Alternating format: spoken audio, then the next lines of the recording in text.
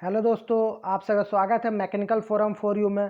तो दोस्तों आज हम लोग एसएससी जेई के प्रीवियस ईयर क्वेश्चन पढ़ने वाले हैं। तो आइए देखते हैं फर्स्ट क्वेश्चन क्या बोल रहा है। तो फर्स्ट क्वेश्चन क्या है, the twisting moment is denoted by T delivered by a flywheel with respect to its angular displacement is given by the following expression. तो टॉर्क का एक्सप्रेशन क्या दिया हुआ है, टर्निंग मोमेंट को टॉर्क बोलते हैं, ओके ना। तो आइए टर्निंग मोमेंट का क्या दिया हुआ है equation, 14,000 plus 7,000 sine theta. The value of theta for which delivered torque is equal to mean torque for a single cycle. अगर सिंगल साइकिल का बात करेंगे और डिलीवर्ड टॉर्क जो है मीन टॉर्क के बराबर हो जाएगा, उसमें थीटा का क्या वैल्यू हो जाएगा। तो थीटा का वैल्यू हो जाएगा 0 डिग्री, 180 डिग्री और 360 डिग्री, ओके ना। आइए देखते हैं अगला क्वेश्चन क्या बोल रहा है, इस चीज़ का ध्यान दीजिएगा। डिलीवर्ड टॉर्क और मीन टॉर्क अगर सेम हो जाएगा तब। अगला क्वेश्चन क्या बोल रहा है, the shearing strength of a rivet is 50 newton per mm square. If the diameter of the rivet is doubled then its shearing strength will be. मतलब अगर रिवेट का डायमीटर को हम दुगना करें तो उसका शेयरिंग स्ट्रेंथ पे क्या असर पड़ेगा। तो जब रिवेट का डायमीटर को हम दुगना करेंगे तो शेयरिंग स्ट्रेंथ हमारा 4 गुना बढ़ जाएगा। तो 50 को अगर 4 गुना करेंगे तो हम क्या हो जाएगा, 200 न्यूटन पर mm स्क्वायर। ठीक है, अगला क्वेश्चन देखते हैं। अगला क्वेश्चन क्या है, अगला क्वेश्चन पूछ रहा फिगर शोज अ 4 बार चैन। ये फिगर जो है 4 बार चैन को दिखा रहा and the number of indicates the respective length in centimetre. The type of mechanism is known as. तो इस तरह का इसमें दिया हुआ हमारा लिंक 10 सेंटीमीटर, 9 सेंटीमीटर, 5 सेंटीमीटर और 8 सेंटीमीटर। ओके, ये हमारा लिंक दिया हुआ 4 बार मैकेनिज्म का। तो यह जो मैकेनिज्म है ये कौन सा मैकेनिज्म है, स्लाइडर क्रैंक है, डबल क्रैंक है, क्रैंक रोकर है और डबल रोकर है। क्रैंक मतलब जो पूरी तरह से घूम जाए, रोकर जो आधा अधूरा घूमे, ओके ना। तो हमारा इसमें क्या हो गया, ये हमारा लॉन्गेस्ट लिंक हो गया, ये हमारा शॉर्टेस्ट लिंक हो गया, ये हमारा पी हो गया, ये हमारा क्यू हो गया। तो कंडीशन क्या सेटिस्फाई करना चाहिए, P plus Q is greater than, Grashof's law के according P plus Q is greater than shortest plus longest link, okay ना। तो क्या देखिए सही है, P प्लस क्यू हमारा हो जाएगा 17 और शॉर्टेस्ट और लॉन्गेस्ट हो जाएगा हमारा 15। तो सेटिस्फाई हो रहा, इसका मतलब क्या हुआ। और इसमें अगर हम शॉर्टेस्ट लिंक को देखिए, कौन सा लिंक फिक्स्ड है, शॉर्टेस्ट लिंक फिक्स्ड है। जब भी छोटा वाला लिंक को हम फिक्स्ड करेंगे, इस कंडीशन में हमारा डबल क्रैंक बनेगा। कैसा बनेगा, डबल क्रैंक बनेगा, ओके ना। अगर यही हम बड़ा वाला को फिक्स्ड करते तो हमारा क्रैंक और रोकर बनता, ओके ना। और जब भी हम छोटा वाला लिंक को फिक्स्ड करेंगे तो हमारा डबल क्रैंक मिलेगा, ओके। अगर यह रूल को सेटिस्फाई करेगा, P plus Q is greater than shortest plus longest link.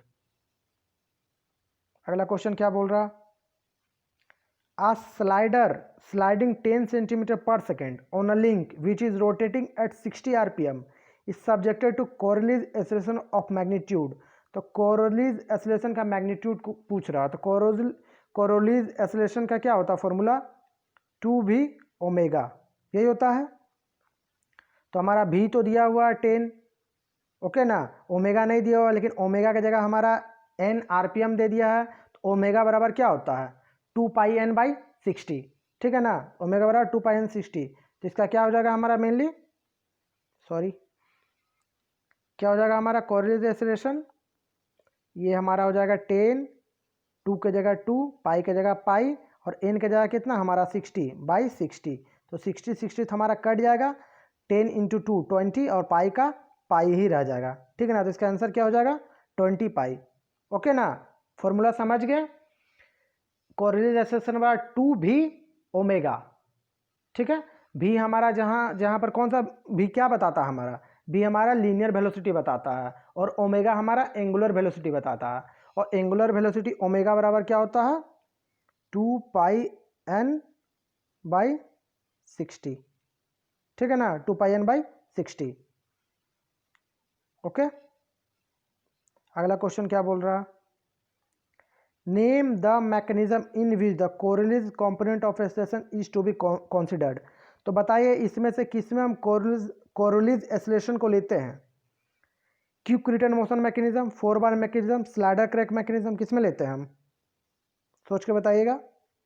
तो क्यूब रिटर्न मोशन मैकेनिज्म मतलब सेपर मशीन में, एक तरह से बोल सकते हैं सेपर मशीन में हमारा कोरोलीज एक्सेलरेशन को हम लोग को लिया जाता है। अब कोरोलीज एक्सेलरेशन होता क्या है? तो कोरोलीज एक्सेलरेशन होता है जिसमें कि हमारा स्लाइडिंग भी हो और रोटेटिंग भी हो, दोनों एक साथ जो होता है उसको हम बोलते हैं कोरोलीज एक्सेलरेशन। ठीक है, आइए देखते हैं अगला question.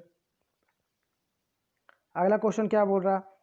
Bevel gear are use to transmit rotary motion between two shafts whose axes are.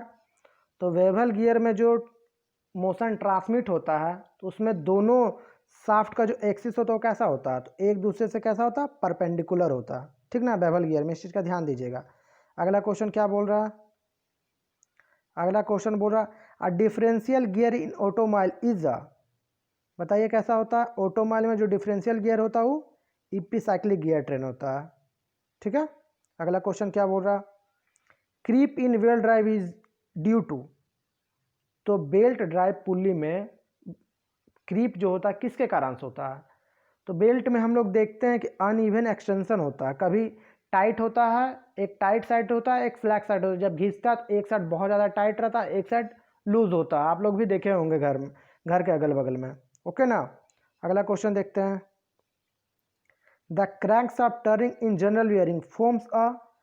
तो क्रैंक शाफ्ट जो होता है किस में चल रहा है? जनरल बियरिंग में क्या कर रहा है? टर्निंग हो रहा है, तो टर्निंग में सिंपली टर्निंग पेयर। अगला क्वेश्चन देखते हैं। व्हाट टाइप ऑफ कॉन्टैक्ट ओकर during matching of helical gears. तो जब भी हेलिकल गियर्स मिलेगा किस टाइप का कॉन्टैक्ट बनाया? गियर मिल रहा तो केवल आगे से आगे को मिल रहा है तो कैसा बनाएगा? हमारा पॉइंट कॉन्टैक्ट बनाएगा। ओके ना, अगला क्वेश्चन देखते हैं। Which of the following drives use to transmitting power without slip. तो बिना थोड़ा सा भी स्लिप दिए हुए जो पावर को ट्रांसमिट करता है एक जगह से दूसरा जगह, हुआ कौन सा ड्राइव होता है? बेल्ट ड्राइव, रोप ड्राइव, कोन पुली और चेन ड्राइव। ये तो सब जानते हैं, क्या हो जाएगा? Chain drives. मतलब हम लोग का जो गाड़ी में इस्तेमाल करते हैं वो चेन ड्राइव्स। ओके ना, ऐसे भी चेन ड्राइव्स को बोला जाता है जीरो स्लिप। ठीक है, zero slip drives. The contact between the cam and follower is form a. Cam और फॉलोवर जहाँ कांटेक्ट करता है उस कांटेक्ट को क्या बोलते हैं? Higher pair, lower pair, sliding pair, rolling pair. तो हायर पेयर। हायर पेयर का मतलब हो गया जो पॉइंट कांटेक्ट होता है, और लोअर पेयर का मतलब हो गया जो सरफेस या एरिया कांटेक्ट करता है, उसको हम लोग बोलते हैं लोअर पेयर। और जो पॉइंट में कांटेक्ट करता है उसको हम लोग बोलते हैं हायर पेयर। तो कैम एंड फॉलोवर जो एक दूसरे से कॉन्टैक्ट होता है वो पॉइंट कॉन्टैक्ट में ही होता है, इसीलिए उसको हम लोग हायर पेयर बोलते हैं। ठीक है, अगला क्वेश्चन देखते हैं हम लोग। अगला क्वेश्चन क्या बोल रहा है? Which of the following is anti friction bearing. तो एंटी फ्रिक्शन बियरिंग ये चारों में से कौन सा है? तो needle bearing is a anti friction bearing. ठीक है, ये तो रटने का चीज है। Helical gear have their teeth. अब बताइए हेलिकल गियर का टीथ कैसा होता है? सोच के बताइएगा।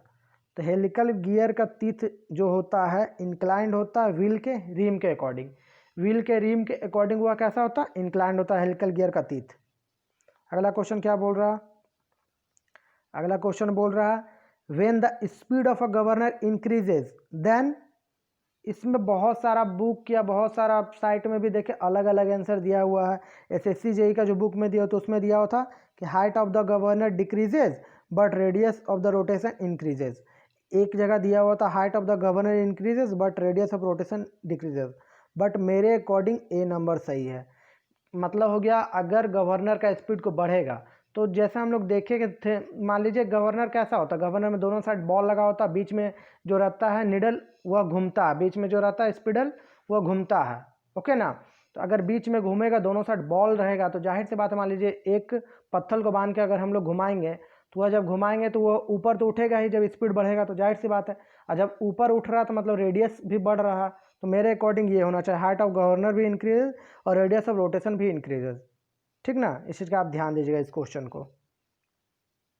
अगला क्वेश्चन क्या बोल रहा? अगला क्वेश्चन बोल रहा a body of weight 30 newton rests on a horizontal floor, a gradually increasing horizontal force applied to the body which just starts moving when the force is 9 newton the coefficient of friction between the body and the floor will be. तो क्या बोल रहा है? एक floor है, कैसा है? एक हॉरिजॉन्टल फ्लोर है, इस पे एक ब्लॉक रखा हुआ। ठीक है, इधर जो लग रहा है वो 9 न्यूटन का लग रहा है, इसका वेट जो है 30 न्यूटन का है। ठीक ना, कैसा है? 30 न्यूटन में है। ऊपर हमारा क्या लगेगा? नॉर्मल रिएक्शन लगेगा। अगर हमारा फोर्स 9 न्यूटन का इस साइड लग रहा है तो हमारा फ्रिक्शन कैसा लगेगा, किधर लगेगा, इधर लगेगा F। और फ्रिक्शन बराबर क्या होता है हमारा, म्यू इंटू एन होता है। ओके ना। तो हमारा ऊपर में तो एन का वैल्यू हमारा कितना आ गया, एन का वैल्यू हमारा 30 आ गया, और एफ का वैल्यू हमारा कितना आ गया, एफ का वैल्यू हमारा 9 आ गया। तो 9 इक्वल टू म्यू इंटू 30 हो गया। तो म्यू बराबर क्या होगा, 9/30। ठीक है, 9/30 का मतलब क्या हो जाएगा, 3/10। ओके ना। तो इसका आंसर क्या हो जाएगा हमारा, बी नंबर हो जाएगा। इसका आंसर क्या हो जाएगा हमारा, B number, 3/10। Coefficient of friction हमसे पूछ रहा था, हम निकाल दिए हैं। ओके दोस्तों, इसी तरह पहले ये सब क्वेश्चन को खुद से, ये बहुत इजी क्वेश्चन है, और SSC में न्यूमेरिकल ज़्यादातर इजी लेवल का ही आता है। कोई कोई न्यूमेरिकल बहुत ज़्यादा टफ रहता है तो उसको ना ही बनाने में फ़ायदा है। ठीक ना। बाकी सारा क्वेश्चन इसी तरह तुरंत बनने वाला क्वेश्चन रहता है। ठीक है, तो आप लोग पहले, हम जब क्वेश्चन पढ़ा रहे हैं तो आप लोग खुद से पहले एक क्वेश्चन को ट्राई कीजिए बनाने का। अगर बन जाता है तो सही है, नहीं बनता है तो फिर तो हम बताते ही हैं कोई भी क्वेश्चन को, जो भी। तो इससे क्या होगा कि आपका प्रैक्टिस भी होगा, आपको खुद में कॉन्फिडेंस भी आएगा कि हाँ, हमसे इतना सही हो पा रहा। ठीक ना। अगर आप सही बना रहे हैं तो आपको खुद अंदर से लगेगा कि हाँ, कॉन्फिडेंस लेवल हाई होगा कि हाँ, बना पा रहे हैं क्वेश्चन को, मेरा अच्छा तैयारी हो गया है। अगला क्वेश्चन क्या बोल रहा है, A body of weight W is placed on a rough inclined plane. The inclination of the plane with the horizontal is less than the angle of friction. The body will be simply in equilibrium. जब inclined जो होगा coefficient of friction से कम होगा तो वो नहीं नीचे गिरेगा। ठीक ना।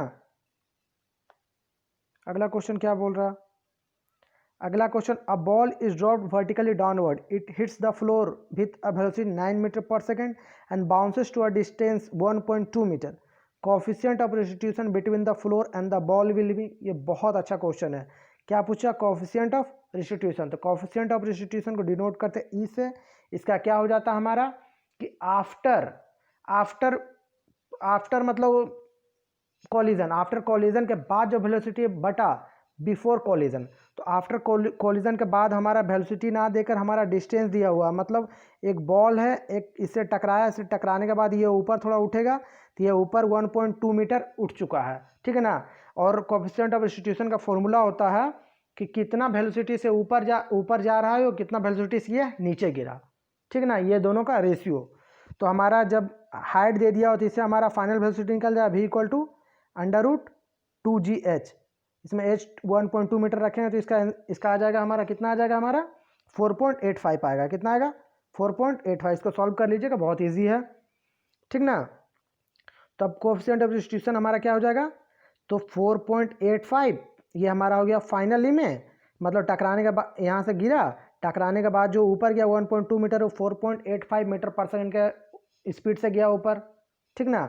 और जो नीचे टकराया वो 9 से टकराया। जब हम सॉल्व करें, इसका आंसर कितना आ जाएगा, 0.54। ठीक ना, कितना आ जाएगा आंसर, 0.54। तो इसका आंसर क्या हो जाएगा, ए नंबर होगा कोएफिशिएंट ऑफ रेस्टिट्यूशन। इसको हमें सेपरेट वीडियो में इसका हम लेक्चर भी दिए हैं, और फिर इससे रिलेटेड एक हम न्यूमेरिकल भी कराए हैं। ठीक है, आइए देखते हैं next question. For a material with Poisson ratio 0.25, the ratio of modulus of rigidity to the modulus of elasticity is. तो इसका क्या होता है, सिंपली मतलब modulus of rigidity by modulus of elasticity पूछ रहा था। इसका फॉर्मूला होता है = 2G 1 + म्यू, यही होता है ना। तो हमारा पूछ क्या रहा, G/E। तो G/E अगर हम करेंगे, ठीक ना, जगह नहीं रहता इसलिए हम इतना शॉर्टकट कर रहे हैं, वरना हम आपको पूरा अच्छा से समझा देते हैं। जब G को इधर ही रहने दिए, E को इधर ला देंगे तो यहाँ पर 1/2 और यहाँ 1 + म्यू हो जाएगा। ठीक ना। तो 1 + म्यू हमारा कितना हो जाएगा, म्यू हमारा 0.25 दिया हुआ 1, तो 1.25 हो जाएगा इंटू 2 इक्वल टू हो जाएगा 2.50। ठीक है ना, बटा 1/2.50। जब इसको हम सॉल्व करेंगे तो G/E का वैल्यू कितना आ जाएगा हमारा, 0.4 आ जाएगा।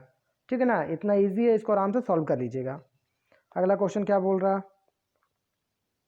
If equal and opposite force applied to a body tend to elongate it then the stress produced. अगर कोई बॉडी पे इक्वल फोर्स लग रहा है, मतलब इधर से और इधर से कोई खींचने का कोशिश कर रहा है, इधर से भी खींच रहा है और इधर से भी खींच रहा है, और इक्वली लगा रहा है, और दोनों को मतलब ये बॉडी को खींच रहा है, लंबा करने की कोशिश में, इस तरह का फोर्स को हम लोग क्या बोलते हैं, तो इस तरह फोर्स को हम लोग टेंसाइल फोर्स बोलते हैं। यही बोलता है, अगर कंप्रेस कर रहा मतलब दबा रहा तो हो जाता है कंप्रेसिव फोर्स। अगला क्वेश्चन क्या बोल रहा है, the direction of friction force acting on a body which can slide on a fixed surface is. अगर कोई बॉडी एक सरफेस पे रखा हुआ अगर फोर्स इस तरह लगा रहा है तो फ्रिक्शन फोर्स किस तरह लगेगा, जस्ट इसका अपोजिट लगेगा। तो opposite to the direction of motion, okay ना। फ्रिक्शन फोर्स कैसा लगता है, opposite to the direction of motion. What strength of the material is to be considered for design of a ductile component under cyclic load. तो ductile component का जब हम लोग designing करेंगे किस में, किस कंडीशन में, साइक्लिंग लोड के कंडीशन में, तो हम लोग कौन सा स्ट्रेंथ को ध्यान रखते हुए बनाएंगे, तो इंडोरेंस स्ट्रेंथ को ध्यान रखते हुए हम लोग डिजाइन करेंगे। ठीक है, आइए देखते हैं अगला क्वेश्चन। अगला क्वेश्चन क्या बोल रहा है, for any given power and permissible shear stress the rotational speed of shaft and its diameter are correlated by the expression, किसे रिलेट करता है, तो एन डी का क्यूब बराबर कांस्टेंट, ओके ना। अगला क्वेश्चन क्या बोल रहा, which law of motion gives the measure of force. तो फोर्स को जो मेजर करता है कौन सा करता है, न्यूटन सेकेंड लॉ, ओके ना। मोमेंटम के अकॉर्डिंग एफ बराबर एम इंटू ए, ठीक है। अगला क्वेश्चन क्या है, the shear stress at the centre of circular shaft under the tension is. मतलब एक सर्कुलर शाफ्ट है, ठीक ना, एक सर्कुलर शाफ्ट है, ठीक है। एक सर्कुलर शाफ्ट पे अगर हम लोग टॉर्जन लगा रहे हैं, एक सर्कुलर शाफ्ट पे हम अगर टॉर्जन लगा रहे हैं तो उसमें जो उसका सेंटर में जो शेयर स्ट्रेस लगेगा वो कितना लगेगा, तो सेंटर में जो शेयर स्ट्रेस लगेगा मतलब यहाँ पर जो शेयर स्ट्रेस लगेगा वो क्या होगा, वह जीरो होगा। क्यों, क्योंकि इसका डायग्राम जो बनता है ऐसे बनता है, ठीक है। ये सेंटर का हो गया, या सेंटर पे कितना लगेगा हमारा शेयर स्ट्रेस, जीरो होता है, और एक्सट्रीम फाइबर पे सबसे मैक्सिमम होगा, ओके ना, जब हम लोग टॉर्जन लगाएंगे कोई भी सर्कुलर शाफ्ट में। तो अगला क्वेश्चन देखते हैं, the friction between the objects that are stationary is called. अगर कोई ऑब्जेक्ट रुका हुआ तो उसमें जो फ्रिक्शन लगेगा वो भी रुका हुआ लगेगा, मतलब स्टैटिक फ्रिक्शन, ठीक है। तो इसका आंसर कितना हो जाएगा, ए नंबर। आइए देखते हैं अगला क्वेश्चन। अगला क्वेश्चन क्या बोल रहा है, fatigue of a component is due to. तो फैटिग जो होता है क्या होता है बताइए, cyclic load, static load, constant heating और collision. Simply fatigue is a cyclic load, जो कि टॉर्जन में अगर हम लोग बार बार करते रहते हैं, मतलब साइक्लिक लोड देते रहते हैं, तो उसमें जो होता है क्या होता है, फैटिग हो जाता है। अगला क्वेश्चन देखते हैं, the angle turn by a wheel while it starts from rest and accelerates at a constant rate 3 radian पर second square for an interval of 20 second. तो इसका क्या लगेगा, इसका सिंपली एस बराबर U T plus half A T square formula लगाइए, बन जाएगा। इसमें क्या बोल रहा है कि स्टार्ट कहाँ से हो रहा है, रेस्ट से स्टार्ट हो रहा था, ये तो सिंपली पहले ही जीरो हो गया। अब यू हमारा कितना दिया हुआ, सॉरी ए है, ए हमारा कितना दिया, ए हमारा थ्री दिया हुआ, टी हमारा कितना दिया हुआ, टी हमारा 20 दिया हुआ। तो 20 इंटू 20 400 इंटू 3 तो 1200 और 1200 बाई 2 600 रेडियन, ओके।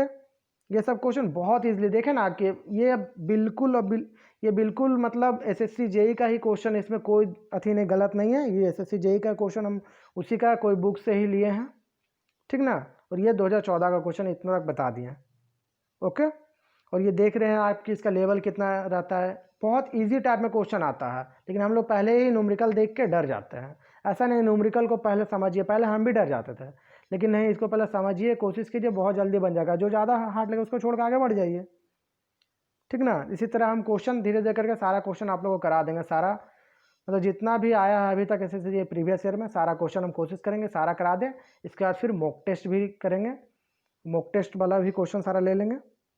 और कोशिश कीजिए पहले खुद से आंसर देने का, अगर नहीं होता तब मेरा देखिए, इससे आप लोगों को खुद का कॉन्फिडेंस बढ़ेगा अगर आप लोग सही आंसर देते हैं तो। Stress due to change in temperature developed in a bar depends upon the coefficient of thermal expansion. अगला क्वेश्चन क्या बोलता है, strength of the beam depends on. तो बीम का जो स्ट्रेंथ है वो सेक्शन मॉडुलस पे डिपेंड करता है, ओके ना। Section modulus is denoted bye Z. अगला क्वेश्चन क्या है, आइए देखते हैं। तो क्वेश्चन क्या बोल रहा है, a reversible heat engine working at a rate of 100 kilowatt has an efficiency of 20%।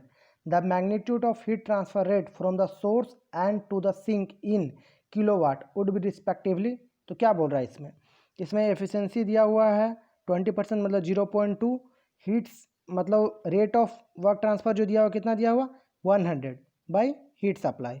Okay, तो हमको इसमें निकालना क्या है, वही हीट सप्लाई और सिंक निकालना है। तो ये QS इधर चल जाएगा, 0.2 इधर नीचे आ जाएगा, तो इसको क्या हो जाएगा, ये QS इक्वल टू यहाँ पर क्या होगा 100 बाई 0.2। जब ये पॉइंट हटेगा तो ऊपर में चल जाएगा, तो जब ये कटेगा तो 500 किलोवाट आ जाएगा। कितना आ जाएगा 500 किलोवाट आ जाएगा। अगर हमारा 500 किलोवाट अगर हमारा सप्लाई है और 100 किलोवाट हमको वर्क मिल रहा है, तो 400 किलोवाट हमारा क्या हो जाएगा, सिंक हो जाएगा। ओके ना, तो इसका क्या हो जाएगा, C नंबर हो जाएगा 500 और 400। ठीक है, आइए देखते हैं अगला क्वेश्चन। अगला क्वेश्चन क्या बोल रहा है, the boiling and freezing points of a water are marked on the temperature scale P 130 degree P and -20 degree P. What will be the reading on this scale corresponding to 60 degree Celsius on the Celsius scale? Simply एक question, यह question बोल रहा है एक अपना मन से कोई स्केल बनाया जिसको मार्क किया P और इसका डिसाइड कर दिया उसका फ्रीजिंग पॉइंट ये होगा, उसका ये मतलब उसका बॉइलिंग पॉइंट हो जाएगा, ये उसका फ्रीजिंग पॉइंट हो जाएगा। ठीक ना, और उसको वो इक्वेट करना सेल्सियस का टेम्परेचर से। तो सिंपली इक्वेशन का जो फॉर्मूला आता है, जिसका भी टेम्परेचर रहेगा, जिसका भी हम लेंगे उतना माइनस उसका फ्रीजिंग पॉइंट बटा boiling point minus freezing point. ठीक ना, आइए इसी के अकॉर्डिंग हम लोग बनाते हैं। तो हम लोग कौन सा स्केल ले रहे हैं, P स्केल ले रहे हैं, माइनस इसका फ्रीजिंग पॉइंट कितना है -20, तो -20 इक्वल टू +20 हो जाएगा बटा इसका कितना हो जाएगा 130 हो जाएगा हमारा boiling point minus freezing point, तो माइनस माइनस हो जाएगा +20 इक्वल टू इसको इक्वेट कैसे करना है सेल्सियस वाले से, सेल्सियस का 60 डिग्री से बोल रहा है इक्वेट करना है, माइनस इसका फ्रीजिंग पॉइंट क्या हो जाएगा 0 और बॉइलिंग पॉइंट 100 और माइनस फ्रीजिंग पॉइंट 0। तो ये तो 0 0 कट गया, इधर 0 से 0 कट गया, जब इसको करेंगे तो 3, ये करेंगे तो 5। ओके, ये जब जुटेगा तो कितना हो जाएगा 150, तो 3 × 150, ये इससे जब कटेगा तो ये हो जाएगा 30। ओके, तो 30 × 3 हो जाएगा 90, तो P equal to 90 - 20 equal to 70।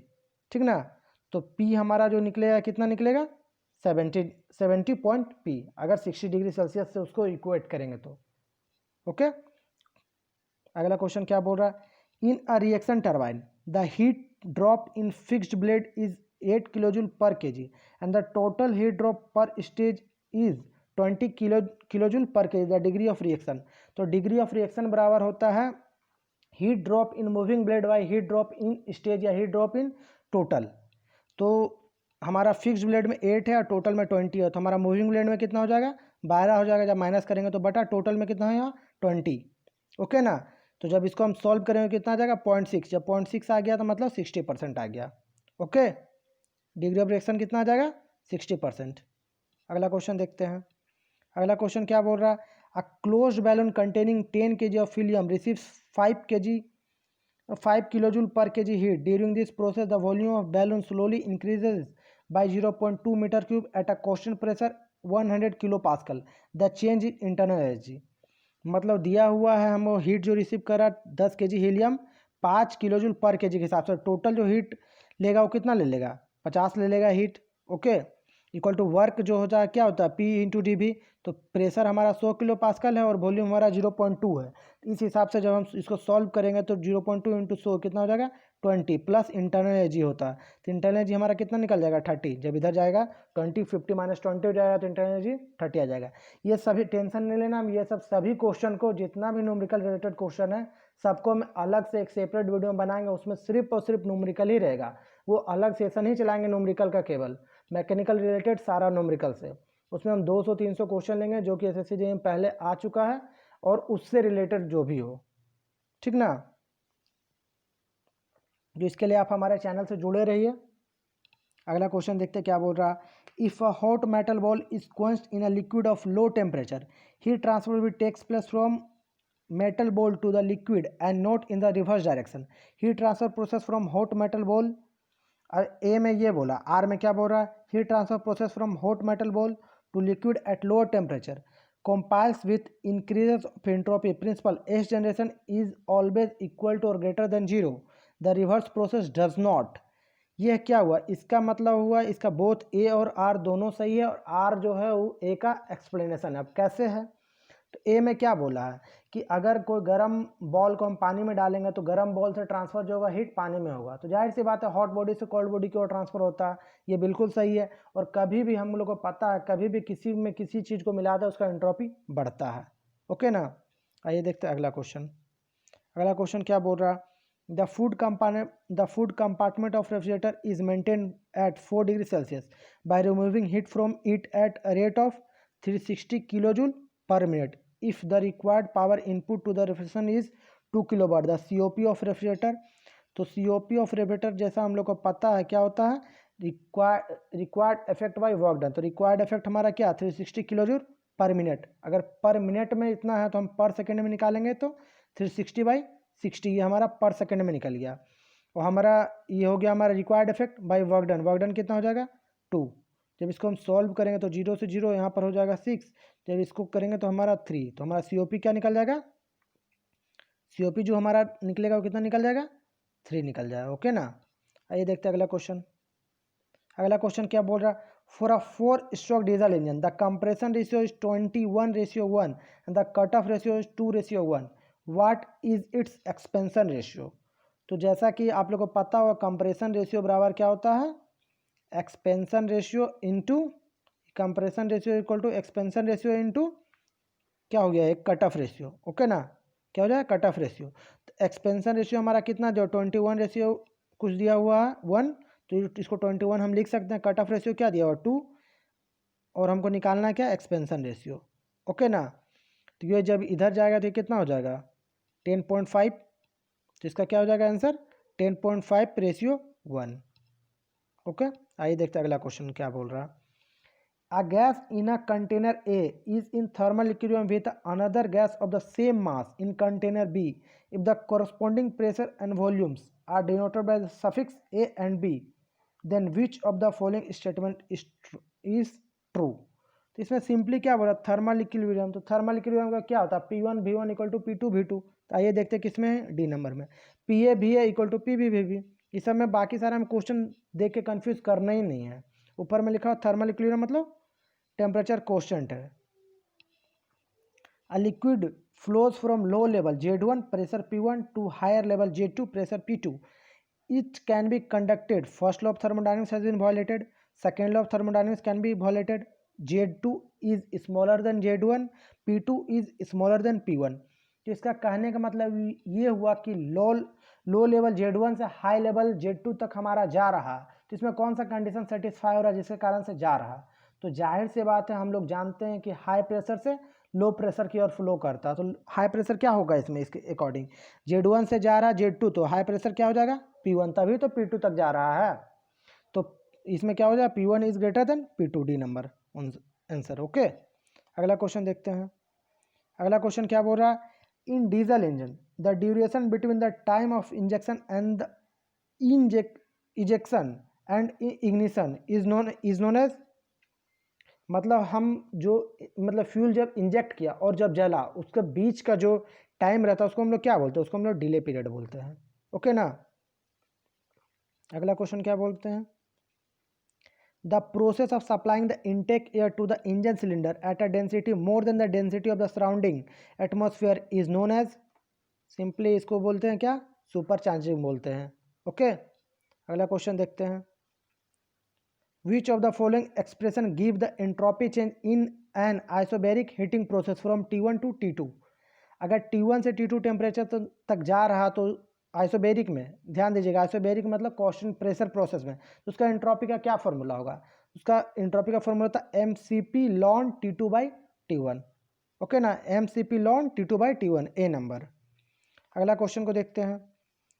अगला क्वेश्चन क्या बोल रहा है, if VI be the inlet velocity